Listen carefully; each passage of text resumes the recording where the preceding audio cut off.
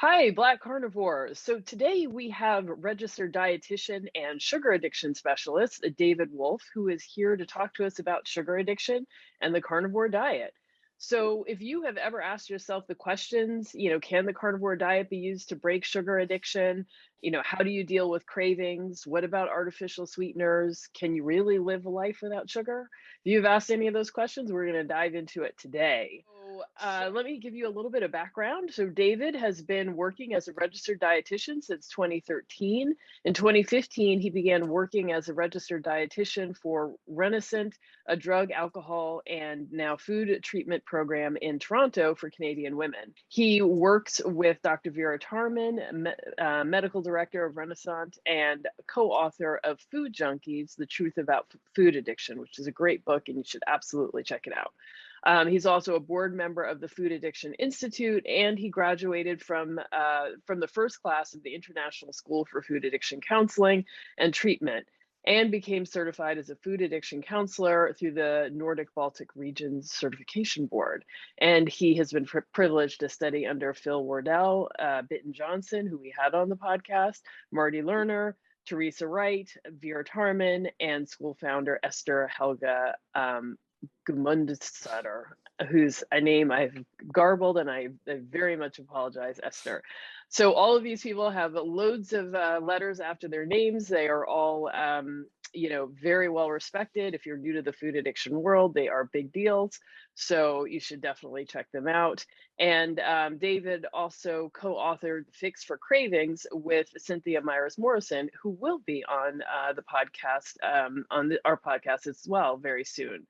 So if you would like to connect with Dave, you can, he is the owner and founder of Trigger Free Nutrition, a coaching program that will help you get off sugar and stay off. So, with all of that, let's dive right in.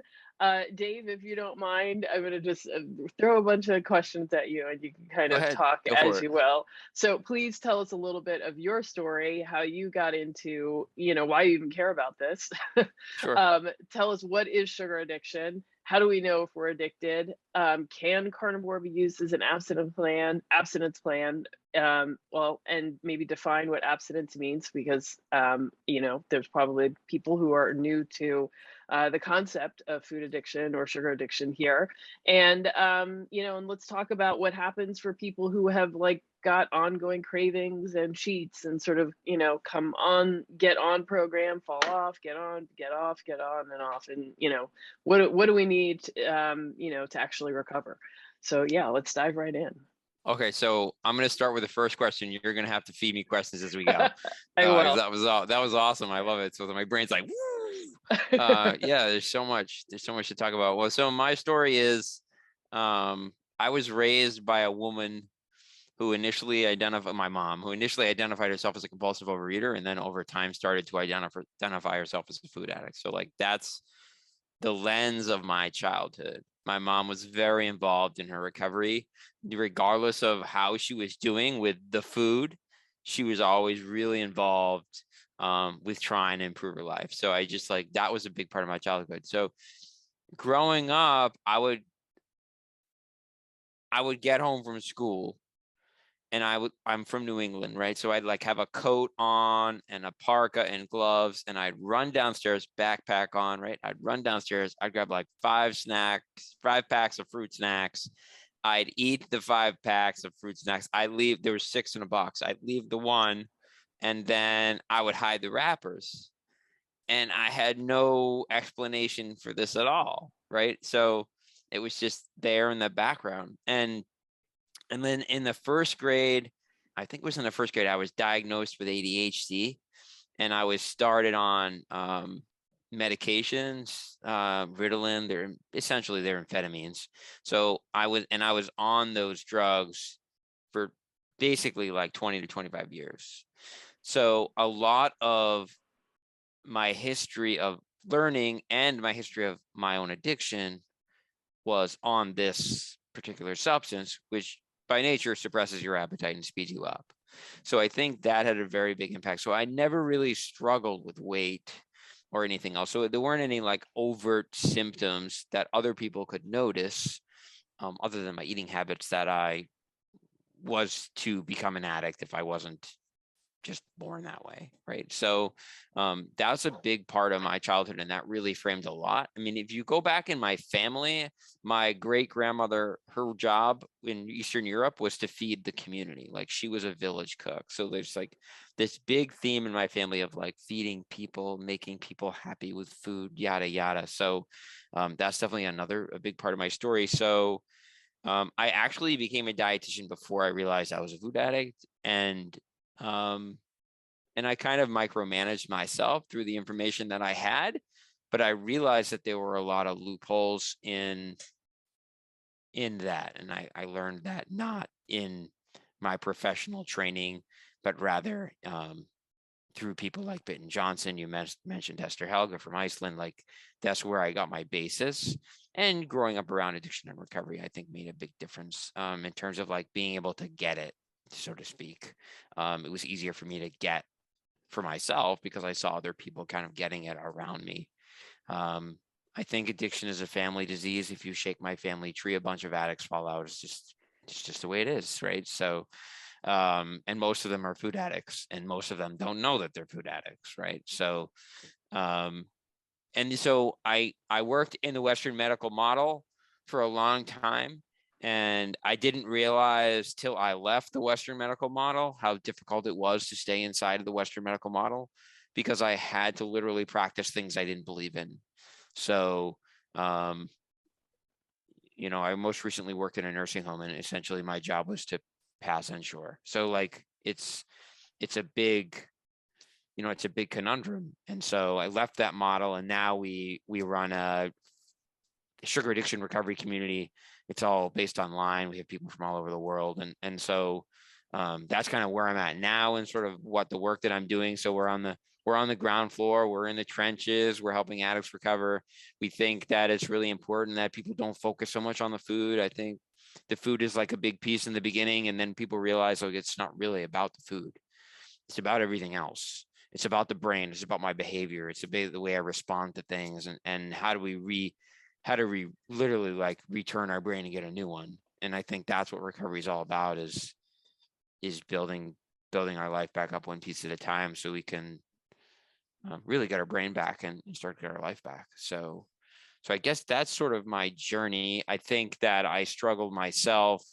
And the hardest thing for me was that I was an artisan bread baker for like 10 years. So that was That's like a gotta be big, really hard. yeah, it was funny. I just moved to a new home, and I was downstairs. I gave up grain, sugar, and alcohol on the same day, right? It was about 4 years ago. And I found all my KitchenAids, and it was kind of like I kind of shed a tear, because that was such a big part of my life, the process. And I had sourdoughs in my fridge. They had first names. Like, it was nuts. So and I haven't touched that stuff in a really long time, or even baked. So yeah, I think there's been big pivot points in my journey. Another big pivot point, like I said, was getting off of 25 years of amphetamines. That was really hard. I had a lot of help, from people like Bitten, Jonsson, who you mentioned, and some other supportive people along the way. We definitely need to help each other in this space. So yeah, I guess that's my story in short, abbreviated form. Yeah, that's great. Now, you said you run a food addiction recovery community. What does that mean? Is that It's like an online platform. What does it mean? It means that, well, we believe that addiction is a primary disease or a primary illness. So we believe it comes first, and then there are symptoms that follow the primary illness. Whether your symptom is weight, foggy brain, hormone issues, we feel like the addiction is likely the root cause. So basically what we focus on is treating the root cause. And one of the things you mentioned was abstinence. We're definitely, I hate, first of all, I hate that word. It sounds so cold and so okay? boring. And I think that maybe we believe that when we take certain foods, they act like drugs in our system. They create a brain surge of neurochemicals that makes us want to use more and more. whether we want to or not. So essentially, like I've heard people refer to their food drugs as their drug of no choice, right? Instead of their drug of choice. And I think that's really true. So basically, we found that community is the ultimate tool in treating addiction. It seems like in one-on-one work, people get really defensive. They have like really like a lot of layers of subliminal denial, and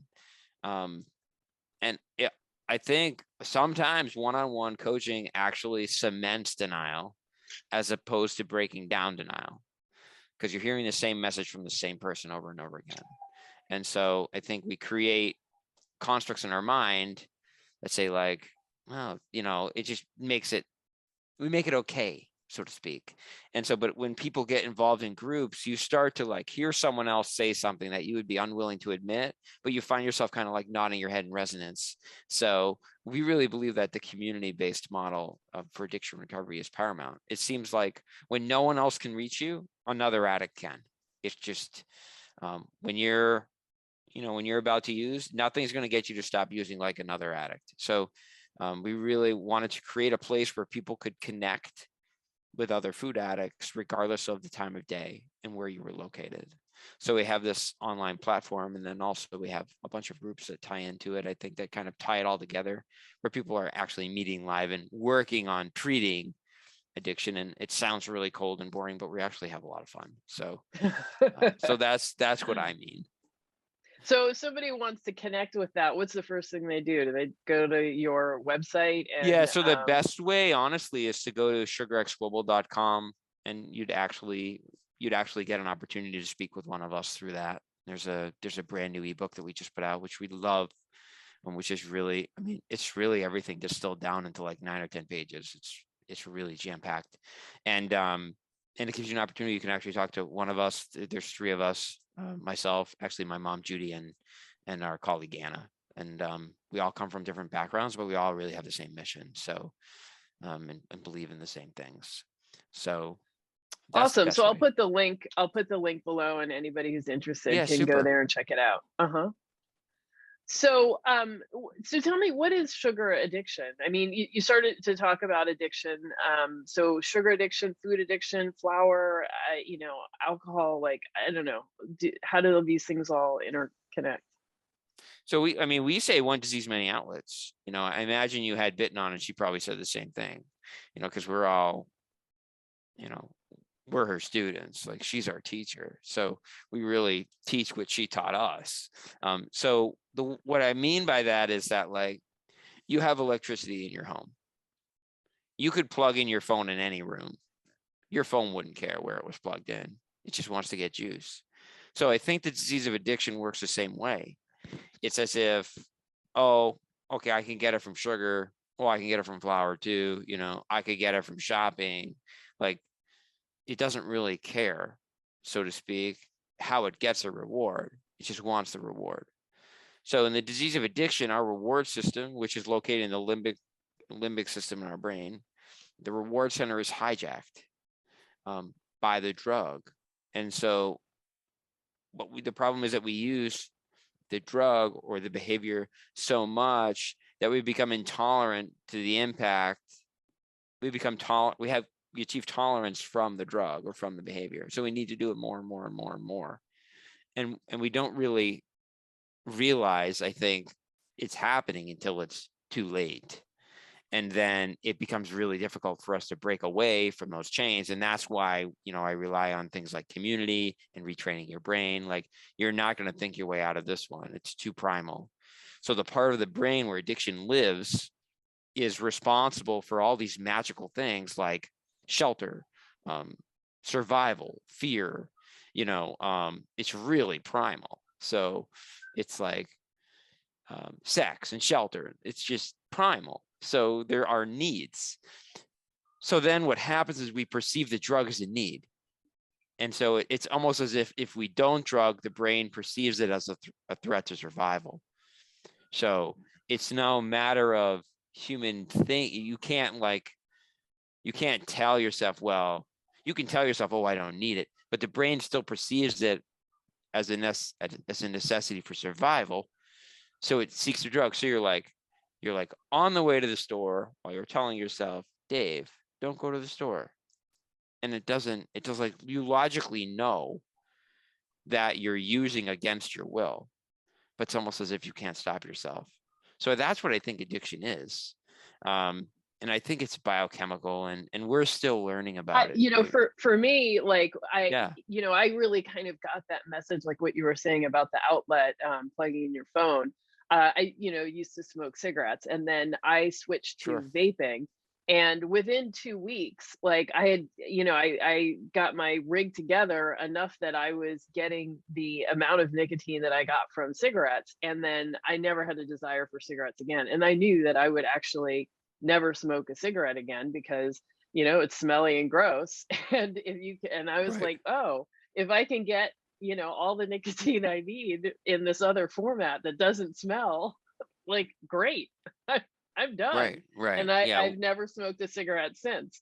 But I recognized at that point, oh, it's not cigarettes that I'm addicted to, it's nicotine. I get it now. Right. It's so we say like changing seats in a Titanic, right? Hmm. So you can change deck chairs. The problem is the ship's sinking anyway. So it doesn't really matter what your view is. Your best hope is for a lifeboat, right? And so I think it's problematic for a lot of people. And like a lot of people look at it like a lot of people see like alcoholics transferring from booze to sugar. But if you really look back, they're really transferring from sugar to alcohol, back to sugar, because usually the drug of sugar is introduced. I mean, some people are bottle fed, right? Or it's Well, introduced at least by their second birthday. why is sugar so closely tied to alcohol? I mean, I've heard people say beer is like liquid bread. So why, how are they that close? Is that just it, or is it I something think else? it just relies on the reward center. I mean, it changes the way Hmm. we think or feel. So, I mean, it's really interesting because initially, when the recovery movement seems to start with the introduction of like Alcoholics Anonymous, and then all of these other 12-step programs kind of came starting in like the 40s and the 50s, they recommended that people eat candy to help them manage their alcohol cravings. Oh So God. I think they probably had the best intentions, um, you know, um, but I think that's terrible advice. I think that you're just switching problems. So, and if you see, even in detoxes now, they have vending machines all over the place, you know. So people can get the drug just without the drug, and it's become what I call normalized. It's become Hmm. it's not normal, but it's become so pervasive that it's viewed as being normal, for people to kind of get a maintenance dose from food. Hmm. Well, Like look at you like know, office uh-huh. culture or whatever, the candy dish, the vending machines, the lounge room, the staff room, it's just a convenient place for them to put sugar and flour. So I think it's Yeah, interesting. the last office I worked in, I had a couple of circuits, and I knew who had candy on their desk. So at 3 o'clock, I would take a different circuit through the building looking Sure, for yeah. free candy. Oh, it was terrible. Um, It's so insidious. Yeah. yeah. So one thing just occurred to me now is that, when I was making that switch from like cigarettes to vaping nicotine, I was looking for information about whether nicotine itself was harmful, because like obviously, inhaling, burning matter is, that contributes to lung cancer, and there's loads of information about that. And so that was really my focus, like, is nicotine going to cause cancer? But I didn't think about whether the actual use of the drug would continue to make my disease of addiction worse, which in fact it did.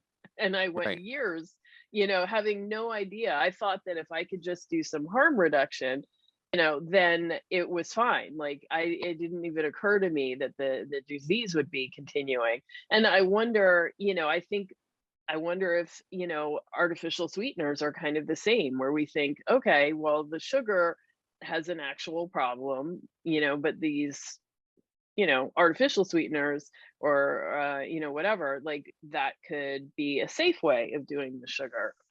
What do you think about that? So in like the drug and alcohol world, they have something that's called MAT, and it stands for medical assisted treatment or medication assisted treatment. So you've had drugs like Suboxone, methadone. I don't really know the new ones because I'm not really in that space anymore. But the reality is that they have these medications that supposedly help people manage their cravings and get off of their drug. Often many of the drugs that they're helping you get off of are illegal, right? So there are legal consequences with some of these drugs that there aren't necessarily with sugar. So so I think there's the legality thing, but my point is that I think sweeteners can function like Suboxone and methadone, right? So, and I think that Suboxone and methadone do serve a purpose in the treatment community. I think they do help people get back to living a life that they want to live, that they're not able to live while drugs are present. But I don't see things like sweeteners' purpose super long term. I think that if we're using them as a crutch so that we can restore our life, then I don't really have a major issue with it. I don't have a problem with it. But when you completely switch seats on the Titanic and you were addicted to sugar and now you're addicted to monk fruit or whatever, then how helpful really is that? Is that just like switching from a cigarette to a vape? Are you just switching seats on the Titanic? And I really think that the individual has to decide. I can ask people questions that are hard for them to answer and they can think about it, but they have to make the call. They have to, and I think, I think pain is a fantastic motivator. I think it really teaches us a lot. And so I think you have to ask yourself these, Anna says, we have to tell the truth to ourselves about ourselves, right? So like when I look at the way that I eat things like sweetener, like what is the truth? Does it help me? Does it hurt me? And then in addiction, like addiction is instant gratification. And I think recovery is delayed gratification. So is sweetener a delayed gratification or an instant gratification? I would argue that for most people, it's probably instant gratification.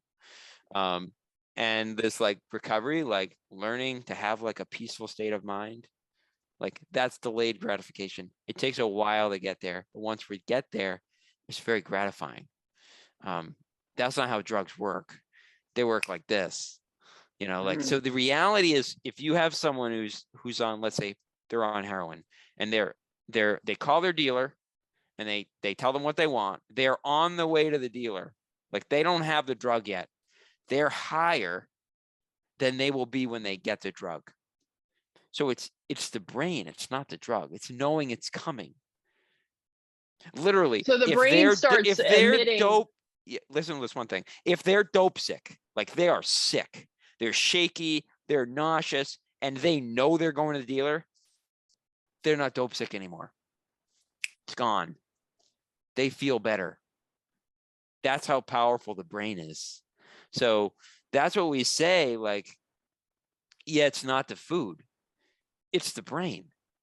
So we need to treat the brain, like, and that's why dieting won't work. We can't just like, is carnivore a way to remove triggers and to create an abstinence way of life? 100% absolutely. But is it the majority of recovery? Absolutely not. So it's like, I think that point alone shows us like we're really in the brain repairing business. Like you have a broken arm, you're going to go to the ER. You're not going to go to the ER for a broken brain. It's just, there's so much shame and guilt involved. Go ahead. Well, we've talked about a lot of things that include some language that I'm not that familiar with, and I don't know if the Sure. audience is familiar with. So But I do actually want to just go ahead and dive right into talking about, the carnivore diet and how that can be used for someone who is struggling with sugar addiction. So let's say, so those of you watching, like you may or may not be ready to decide or make a decision about whether you are struggling with sugar addiction or food addiction. But let's talk about how you might use a carnivore diet in treating those conditions, and what does that look like? Does that work? Is that a good way to start? So I think there are a lot of elimination diets, and I think the advantage to carnivore is that it eliminates the majority of the triggers that would trigger someone who has a dependence on carbohydrates, Mhm. right? Because it removes carbohydrates, right? So I think that that's really powerful. I think that and there are some people that are literally like so carbohydrate sensitive that broccoli will send them into a tailspin. Do you know what I mean? It's not everybody. But it's certainly like, if I eat broccoli, I'm going to eat more than I intend to eat. I mean, 100%. So, I think that it's totally a viable solution and a starting point. I think also, like we were talking about, how addiction is the primary disease, which means it comes first, and then there's a bunch of other things that sort of come after. Like, we have a lot of like community members, right, that they have autoimmune, or they have hormone dysregulation, or they have all sorts of other things that are going on. And it's not about the food, but it is, you know what I mean? So when you're starting off, why not start with something that will treat some of the other stuff too? And I think carnivore does a good job of doing that. I mean, you remove a lot of the toxins that are present in our food supply, even just from an agricultural standpoint. So I think And you're I think still it could able be a to get potential. adequate nutrition eating that way? I believe so. I mean, I can't Hmm. prove it, but I know a lot of people that do it, and they seem like they're pretty nutritionally sufficient, right? I mean, um, the way I kind of look at it is I eat the cow that eats the grass, so I don't have to eat the grass. Do you know what I mean? I mean, like, how magical is it that a cow can turn grass into beef and also make manure, which feeds the grass? I mean, it's like an ecosystem in and of itself. So I don't see why. And like, we had Allie Houston just on our in our community. He was like kind of a guest. We did this thing for the holidays, and he came on and he was saying, like, picture a hunter gatherer like trying to milk a cow, right? Like, that's Yeah. like, that's it's not normal if you look at it from that lens, right? It's become normalized, right, to have massive farms that produce massive amounts of quantities of soybeans and this and that, and I don't really believe a lot of that stuff is designed for human consumption. Yeah. Well, I always think of milk as like it's a growth agent. And once you have grown, like you don't want to consume things that are growth agents. Like those Right. are We want to like generally stay the bad. same size, right? Yeah. Yeah. Yeah. Or those of us trying to lose weight or trying to get smaller. So you don't want Sure. anything that's Yeah. a growth agent. I think the unique thing about carnivore is it removes most of the triggers, Hmm. and then, I mean, we're talking about people that have massive like dysbiosis, where their gut is just not functioning optimally. So we need to make it as easy for them as possible. And a lot of them have things like yeast, and those bugs will find a way to survive. I mean, it's survival, right? So we need to find a way to survive too. And so I think carnivore can be a way to do that, because I think it eliminates a lot of the noise. Hmm. And again, like, the way that some people do carnivore is going to be much different than the way other people do. Like, some people maybe don't do dairy, some people do. So it's it's still there's still a lot of variation within it. Hmm. Well, the way we talk about it in the Black carnivore community, I give like 3 buckets. There's strict carnivore, which is solely eating from the animal kingdom, but that does include dairy, if that doesn't bother you. And Sure. then, moderate carnivore would be a person who includes coffee, herbs and spices, things like avocados and olives. And then a Okay. relaxed carnivore would be a person who also includes artificial sweeteners and sometimes, vegetables. Like if they go out to dinner and there's a side, they eat the side. So not like not someone who's eating vegetables all the time, but Sure. who has Sure. them sometimes. So I tell people kind of, move seamlessly between those. So you can be strict in the morning, moderate at lunch, relaxed at dinner, be strict all week, be relaxed on the weekend, Right. like, find what works for you, but know Sure. that, there are consequences to everything that you eat. And so, if Sure. you're trying to cure cancer, you need to stay strict. If you're at your goal weight and you are generally healthy, then you can be more relaxed, but you're going to have to sort of figure that out. So, Yeah. so what would you say to someone like, where do they need to be like on that spectrum if they're, trying to, find a way of eating that doesn't trigger like the cravings and the I addiction? think like, well, first of all, if you need to identify what the problems are, you need to have some level of consistency so you can rule out variables. So, I mean, I think it's beautiful for the people that can seamlessly move through those, but there are definitely going to be people that can't do that. I think because then it's like when you're reintroducing food to a baby, right? It's a brand new baby. I have a 1-year-old, so this is like fresh in my mind, right? I'm not going to like on Tuesday, I'm not going to add like 4 new food items on the same day. And then the baby like has a reaction. I'm like, I wonder what it was because I don't know. I'm going to add things little by slow. So I think that, there's 2 ways to look at it. You could approach it from a strict side just so you can figure out, okay, and then you can add foods back in and identify which one triggers you. Or you could start from the other side if it's more comfortable. I think it necessarily matters what side you start from. I think it matters that you, like I said, you're honest with yourself so you can identify. Now, the person that is on the more lenient side, right? And they do fine. They would have no problem switching between the strict side and going back to the moderate side, and like that wouldn't affect their system. But if there's someone that required the strict side and they went to the lenient side, they would probably have consequences, like you're saying. So I think you're right. You got to meet people where they're at. And so one of the things that I use as a gauge is willingness. I know that no one is going to follow through on something that they're not willing to do. I know I wouldn't either. So like I ask people, where are you at? And they're like, I'm here. I'm like, okay, let's start there and build. Because otherwise, in 2 weeks' time, you're not even going to remember what my name was. You're going to be like, so far. You'd be like when I remember, like someone would tell me, they would say, Dave, you need to do this. And I'd be like, garage door slam, peeling out of the driveway. I'm like, I'm gone. I'm not even listening anymore. Because of the way that you framed it. And if you said, what might be helpful?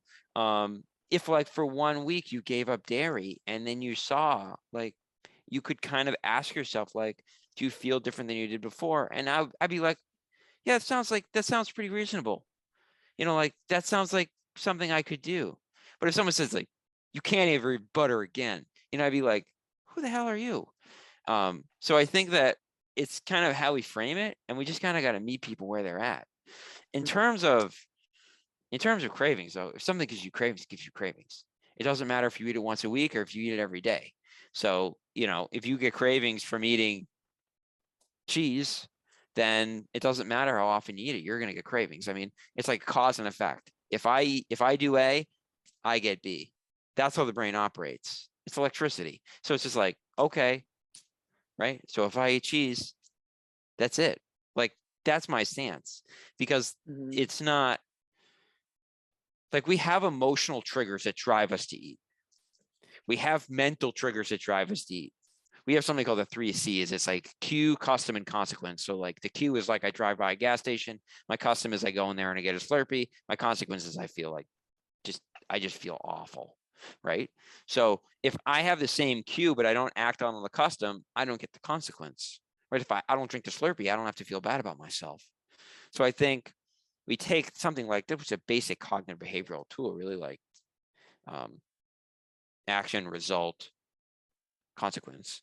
So then we start putting that into our food paradigm and seeing what are the consequences of my choices. And it could be going from strict to lenient for a meal. Like, because I know when I do that, I have consequences for me. So those are my fence posts, but everyone has different fence posts. And so we have people that need to measure, but like, it's really a relatively small population compared to the people that are in recovery. A lot of people, they remove their triggers and they figure out their guideposts. They sit within that kind of like their little fenced in area, and they can be really happy and do really well.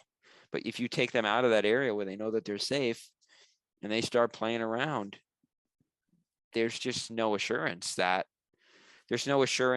A, how long they'll be able to do that for on willpower, and B, if they'll ever be able to get back.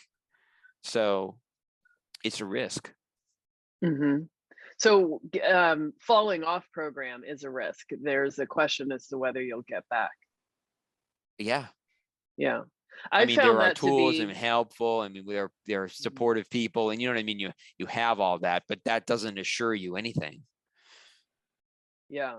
I mean, I certainly found that to be my struggle. And eventually, like the first year and a half of carnivore, I had, pretty, I mean, maybe monthly cheats or every 2 months. And at a certain point, I just realized like it was never going to end. I like every cheat just required so much work to come back from, and and sometimes it would last weeks. And so finally I was just like, I can't do this. Like, I'm just on and I'm on. And so thankfully, like, that part ended, and that was a real relief. But I do see people really struggle, and they'll come and they'll work with me for a while and they do great, and then they go, or a holiday comes, or a birthday, Sure. or Life Tuesday, happens. and then it's yeah. So so I feel like there are certain carnivores who learn about this lifestyle, they try it, they feel great, and they're like, great, they lose 100 pounds, they never Sure. look at cake again, and they're done. Right. Yeah. And then there are other people who see the benefit, see some weight loss, but still, when that thing comes along, whether it's their birthday, a holiday, or, Tuesday, they get knocked off, Right. and, Tuesday. they struggle. Right. And they Right. We don't. struggle Yeah. to get Because back. we don't, like, for people like me, like with an addicted brain, like I can make anything. I mean, I'm talking about anything. I can make anything sound like a good idea inside my head. Yeah. So I just like laugh when you say Tuesday, right? Like, oh, it's Tuesday. I deserve this. Right. Like, and I can make that sound so rational and so perfect. And so the difference kind of in different people, I think there's this guy named Dr. Lefavre. He's French. I'm probably saying his name wrong, but he classifies people as normal people, alcoholics, and idiots. And I'll explain. So he refers to normal people as people that can like take and leave alcohol. They're just like, they'll like leave a glass with like 2 sips of wine in it. And now to an alcoholic, they're like, they think that's insanity. Whereas the normal drinker thinks the alcoholic is insane, right? So it's just, they have different brains. And then the idiots are the people that destroy themselves with alcohol, but they could take it or leave it. So they're just like, they just do that. And no one's an idiot. It's just a categorization. But the point is that they're different. And so I've had patients. I had a patient. I was working in bariatrics at the time, and he was a priest. And he's like, Dave, let's make a vow. I'll take a vow. I'm like, okay, Jack, never eat peanuts again. That's what he needed. He needed me to tell him, never eat peanuts again. He never ate peanuts again. And I believe he probably has never eaten peanuts since then. That's not an addict. That's like a normal, we call them normal eaters, which is probably the right term, but they're like social users. They're okay. They just like eat a brownie on Sunday and then they like get back on course on Monday. But that's not what happens. Like, that's not what happens when you would go off plan and do a cheat, right? Because that's not who you are. So I think there are. And so what I do for me is I don't work with normal eaters because I don't have a desire to. So it makes it really easy for me. And when people come to me and their primary goal is weight loss, and I don't really have any other sort of things that they want to work on, I say, like, you're not going to like my model, what I have to say. You're not going to be willing to follow abstinence. It's just, you don't have the consequences to motivate you to do that. And some people, even though they don't know the consequences, are willing to do it, like, because they see the results. And I think that's what you're talking about. Like, some people just kind of fight it, and they're like, I can get away with it. And then whether they can or they can't is another story. Yeah, I think that I mean, they can't, though, because like they're not reaching their goals. They're not they're not happy with how they feel. They and I think that everybody, once they do carnivore and then come off, like, there is a marked difference in terms of how you feel, like just energy, pain levels, all that kind of stuff. Sure. So they're suffering the consequences, they know. But Well, it does somehow remove the majority of inflammatory foods. Yeah, you might still have like grain-fed beef, but I mean, the level that's going to excite your inflammation compared to eating grains, is quite different. But yeah, and so when you do, and you live a way where you remove inflammation, and then all of a sudden you bring it back, you're going to feel it pretty quickly. It's just, do we listen to that feedback, or do we ignore it? I think yeah, the longer I we do it, ignored the it. harder it is to ignore it. Yeah. Yeah. I mean, I feel like I ignored it for a long time, and then I finally was like, I can't ignore this. This is, and not only that, but like, my only job as a human is to keep myself alive. And if I am like doing something that I can see is absolutely harming me, I can't, I like, as a sane human, like, I can't justify that. Right. Well, isn't that addiction? I mean, it's like we will co-sign destroying ourselves for the sake of a momentary reward. It's insanity. Yeah. And I am so glad that I finally woke up, because man, it sucks in there. It really sucks. So so for our folks who are addicted, or struggling with addiction, I guess, so can you just define abstinence, or an abstinence plan, or what is a better word that you use? And then what's the next step after you get yourself on carnivore and you're going, but Christmas is around the corner, New Year's is around the Sure. corner, Valentine's Day, and all the other things. So I'll tell you what my definition for abstinence is. And it's sort of like an affirmation. It's just for today. I will not put anything into my body that will harm me mentally, physically, emotionally, or spiritually. So that's me. So I think that people need to define what that means to them. So what does that mean for me? Grains hurt my stomach. That's physically, right? Sweeteners cause me to have mood swings. That's emotionally. Sugar definitely, it totally kills me spiritually. Just destroys my connection with the universe. So like, those are things that I don't eat because they affect me on one of those 4 planes. So Actually, socially too, like my relationships. Yeah, my relationships suffer when I'm in the food. So that's how I define abstinence. I don't want to define abstinence any other way than that, because I think that we're all different. There may be people, even though grains are inflammatory, that can eat them and can maintain an abstinence with them. And who am I to tell them, Bill, you're wrong. The science says this. Yeah, David, it's working for me. Super. That's great. I'm happy that you found something that worked for you. If I did it, it would kill me, but I'm glad it's working for you. So I try not to tell people, but when people tell me and they're like, I'm like, what are your binge foods? And they'll be like Cheetos, pound cake, brownies, rice, ice cream. And then you ask them, like, what do they have in common? And they're like, what do you mean? I'm like, what do they have in common? Like, what do all those things have in common? Well, A, they're all processed. B, most of them include grains and sugar or dairy. So, like, there are common threads there. So those are probably the triggers. So for them, if they plan on having a successful abstinence, they have to remove the triggers. So one of the way we help people remove triggers is we use something called the trigger-free triangle. And basically, it's guilt, debate, and romance. So if you eat something and you feel bad about it, it's a trigger food. It changes you emotionally.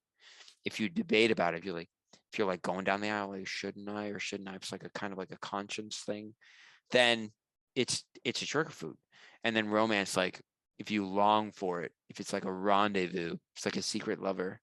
It's like you pick it up, you eat it on the way home, you throw away the evidence in a trash can that's in a park so no one else will find, like hiding it in the corner of the chest freezer, or like hiding it under your bed or whatever. I like hid wrappers in a filing cabinet in a certain folder, and then I would like find a way to get the folder into the trash can right before trash day went out. You know what I mean? So like that's the romance piece. So if a food hits any of those points, it's going to trigger you. It's either going to trigger you mentally, physically, emotionally, or spiritually. So that's kind of how I define abstinence, because I think it's more practical. Because if I tell people, don't eat grains ever, don't eat sugar, and they're like, I don't get it. Why? Because it harms you mentally, physically, emotionally, or spiritually. And I feel like recovery is our ability to reclaim those things, to feel good, to have positive relationships, to stop hurting ourselves, to feel connected with the universe around us. Because the drug is, Anna would say, it's isolating and it's alienating, right? It puts me all alone. And we say when an addict is home alone, they're outnumbered, right? Or an addict who's home alone is in bad company, right? Like, cause all you have is I this itty love bitty that. shitty committee, That is so perfect. Because again, I can convince myself of anything. And so when I'm all alone, I'm in bad shape. So that's how I define abstinence. I think there are themes: sugar, processed food, grains, seed oils. Yeah, most people, if they get rid of those things, their life would be much better. But I think if you look at it on the other level, it gives you more intrinsic. I'm not even going to say motivation, because I hate motivation. It gives you momentum, because you see, like, when I eat this, I'm in pain. When I eat this, I don't want to spend time with my wife. I want to be alone and eat more of that. So it enables us to find, like, what is the momentum for us? What is the thing that makes it possible for me to do hard things? So, like, for me, I have little kids. Like, being a present dad is a big motivator for me. When I'm in the food, I'm really irritable and I don't want to be a dad. And so the addiction will take me to the place where I don't want to be a father, which is one of the most important things to me in my life. That's scary. So I take that as healthy fear. I don't want to go there. And my relationships suffer. So I try to, like, see the connection between the food and my life, because there definitely is one. That's such an awesome way to describe it, and I don't feel like I've ever heard that before. That Because it's really not makes a about the lot of food. It sense. really isn't. Mhm. The food changes how we act, but really, so if you take the food away, we call it stark raving sober. You know what I mean? It's just like, you're just okay, you're the exact same person you were. You've got the exact same problems and threats. You have all this fear. And then it's like I took your little binky away. Now what? Now I'm vulnerable and angry instead of just being angry. It's almost worse. So we have to treat the person, their thinking, their emotions. We have to get into all that so that they can be okay without the drug. So what does that treatment look like? I mean, does it always involve like a professional rehab or a 12-step program, or, what do we do in the Black carnivore community? So I think there's the 4 planes. Like, again, you have we say biopsycho, social, spiritual. So I think biological, we need to treat our body physically well. That might mean that you don't eat drug foods. It might mean that plus you exercise. It might mean that plus you do stretching or whatever, Tai Chi or whatever it is to treat your body, right? And then socially, I think we need to interact with other people that are in recovery. I think that's like huge. We say connection is the best protection. Like, there's nothing that's going to help you stay on the beam like interacting with other people who are on the same journey as you. Psycho, our mind, we have to change the way I think. I think a lot of that starts with the food, because I think the brain fog starts to pass.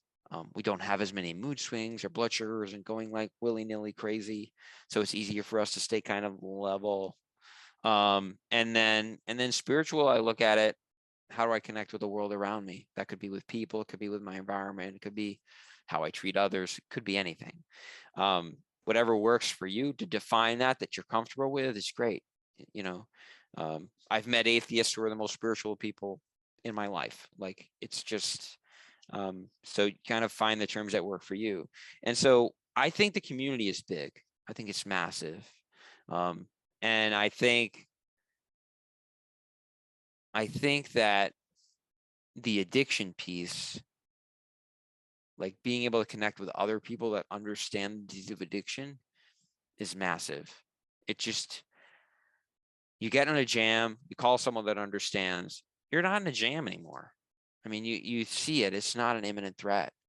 So I think that's a big piece. And I think put the food down, but then do the work. And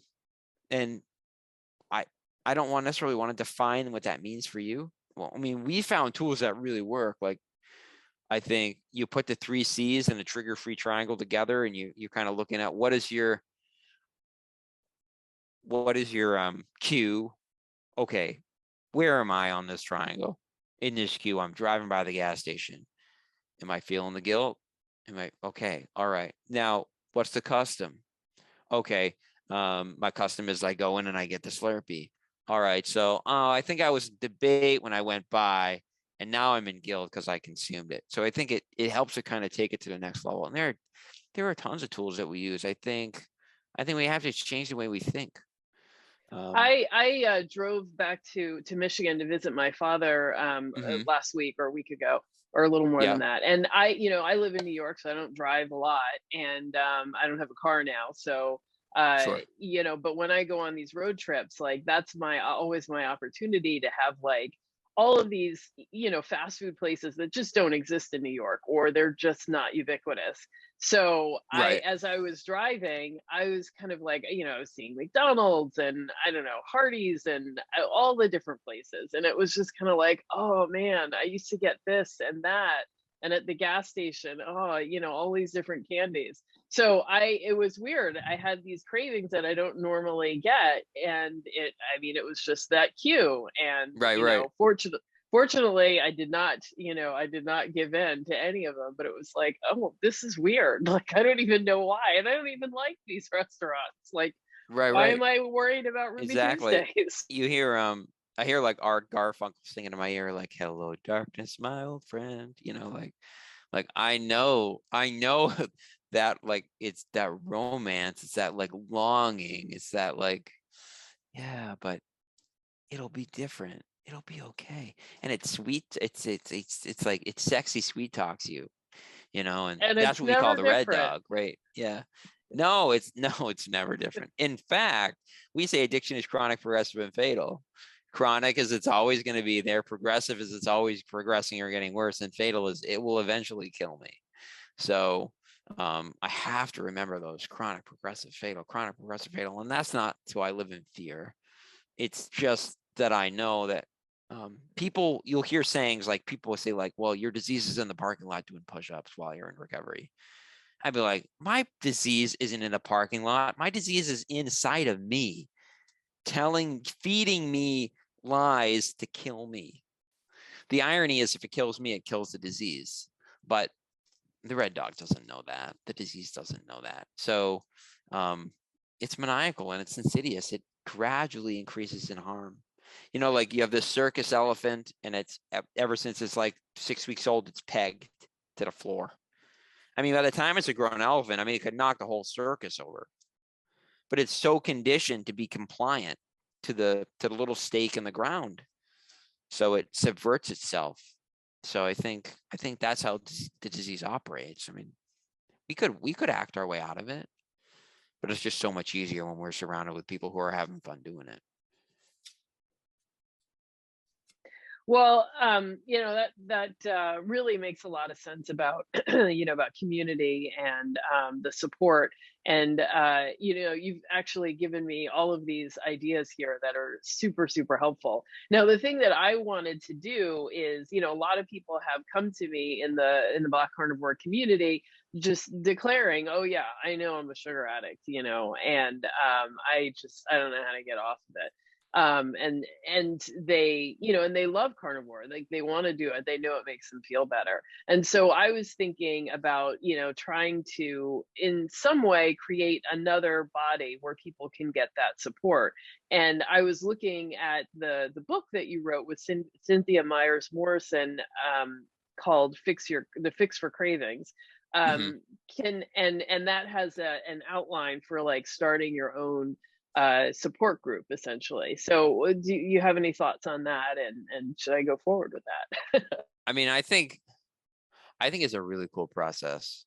I think it enables people to work on a couple things at one time, which is really powerful because like we were saying, you kind of switch seats on a Titanic, so it enables you to kind of work on those things. I think it creates a dynamic for support, but it's also guided. It's not just like I'm going to a support group and I'm talking about it's like it's outlined as what we're working on this week. You make a commitment. I think it's really powerful. I don't know how it's going to work on a large scale though, because I think some of this stuff to some degree is pretty intimate. So, you know, but Oh, well, I love that you think that it's going to be a huge group. I would imagine we're going to have, you know, maybe 10 or 15 people, but we'll see. Well, that's fantastic though. That's awesome. I mean, that's 10 people who want to change. I mean, that's really miraculous if you think about it. For 15 addicts to not want to be addicts anymore. I love it. Yeah. So if you're watching this right now, I'm going to put a link down below where you can, you know, sign up with your email, and I will contact you about putting together the first group, and we'll do it in January. And you know, just have a and just have a conversation. See, you know, just see, you know, because I don't know. And this is certainly like the blind leading the blind, because I am, you know, I too am just a sugar addict, food addict, and you know, in recovery myself. So this is just about building a community of people that you can just be accountable to. I think it's incredible. Right? I think it's gonna have power. You know, even if 8 people fall out, you know, and you only take 4 or 5. You really only need 2 people to have a group, to be honest with you. Clearly, I mean, it has more power if there's more in it, because there's, you know, kind of ebbs and flows in its own kind of way. It's kind of like a group is like a living thing. But still, I mean, 2 people, like, there's a saying that says one addict working with another is without parallel. I think that's so true, you know. So, I mean, 2 people who have the same disease come together to be part of each other's recovery. That's a beautiful thing. And that's all you really need. And it's just, how do we create and make that bigger? I think a group would be a great way to do that. Well, And thanks in a all lot. honesty, the Uh-huh. brainchild behind the process is definitely Cindy. I'm excited to hear that you're going to be interviewing her. She is she's been in recovery a long time, like I think like 50 years. So she's been a massive force in my life of encouragement, and like she convinced me to go to the course in Iceland and then to work with Bitten, and like, oh, she's been a huge influence on me, and she's a fantastic person, and she'll know the process like the back of her hand. Nice. Well, I'm excited to have a chance to talk with her, and just to bring this to the community, because I wonder if, I mean, I've struggled with diet all my life, and it's always been a struggle to keep weight off, and carnivore. I mean, I think I just kind of ran with it and decided to create a social media Sure, presence, because sure. this is the only thing that has ever worked, and that I have Right. ever like gotten some relief and some progress. And so, now I guess I understand why why it worked. And I just want to see other people who are struggling know that this is an option and that they can try this. Yeah, I think it's beautiful. It's just like, I hope it takes off and people do it, and maybe they even want to do it again, like go through another series and work on something different. I mean, it's not just about the food. I think I think it's part of it, but usually it's people's primary disease because the onset is so young. I mean, most food addicts have no idea they're food addicts, to be honest with you. Yeah, it's scary how, how young the sugar is given. I mean, I know, I must have been having it from like day one, because I know my mom gave me like dates that were like ground up with almonds and fruit, and I love that stuff. So I know from Right, day one, right, I was looking right. for. I see it. I see it in my children too. Like, even though it didn't start off that way, like they have an affinity for it, I think. And nature provided us with, I think it said that no poisonous food is sweet. So it's probably like a protective survival mechanism that's just gone totally haywire, in the environment that it's now in. And I actually was thinking it might be an adaptive response, because um, to be insulin resistant allows you to make more fat. So if you live in an environment where your food is, uncertain, or you go through cycles of uncertainty, eating all that sugar in late summer helps you to put on more fat than you would otherwise. That helps you right, get right, through right. winter. So that we might have, adapted to have that, happen to us. And it's just our environment is now does not match our biology. No, not at all. It's scary. It's really scary. If anything, we need to go the complete other way. Yeah. I mean, I definitely think my mother died because of her, just her long-term addiction with food and sugar. And I don't want to go the same route. And I see so many people struggling and, in physical pain because of this, and they Right, right. just don't know, or are just not willing to give up the sugar. Yeah, I think it's hard. I think it's really hard. I think I was talking to a guy outside of because I gave up alcohol too, and I was talking to a guy asking what I did, and I told him. He was like, "Oh, that's really interesting." I was like, "Yeah, why don't you try to give up sugar for 3 days?" He's like, "Are you crazy?" I think there's so much pushback because, like, at least in our subconscious, we realize how hooked we really are, and this is a man who's given up alcohol. I mean, alcohol destroyed his family, the thought of giving up sugar, no way. No Well, way. can you state it definitively for our viewers? Is it possible to live the rest of your life never eating sugar or flour again? I think it is one day at a time. Yeah. I think that like if I set a goal and like let's it's like it's the end of September, it's the end of December, right now anyway, when we're recording, right? So what's next? Christmas and New Year's. What happens on New Year's? A lot of people set goals for 365 days. Have you ever seen someone fulfill on a New Year's resolution? I haven't. And here's the problem. Like, I can have resolve for about 15 minutes.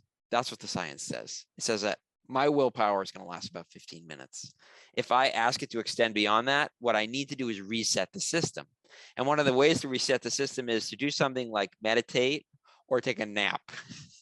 And now, if that was my defense, I would be napping every 30 minutes all day, right? So I can't rely on that. Like, and that's this prefrontal cortex, this like superhuman brain. So I can't rely on that superhuman brain to keep me away from a drug. I just can't. So what I do is I set an intention for the day. So I think intention and attention are really important. What am I setting to it? What do I intend to do? And how am I going to attend to what I intend? So, so just for today, I will not put anything in my body that will harm me physically. Just today.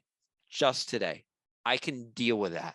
I can manage it. It's not a big deal if I just do it today.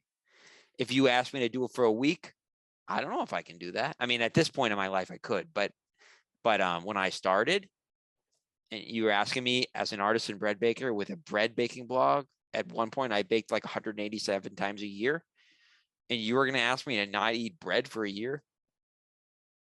There's no way. But could I not eat bread today? Yeah, I could not eat bread today. No problem. I can do anything for 24 hours. And then the other reality is that we do hard things. People do hard things all the time. Like, one of the most powerful groups I've ever run in our community was, I asked people, I said, what's the hardest thing you ever did?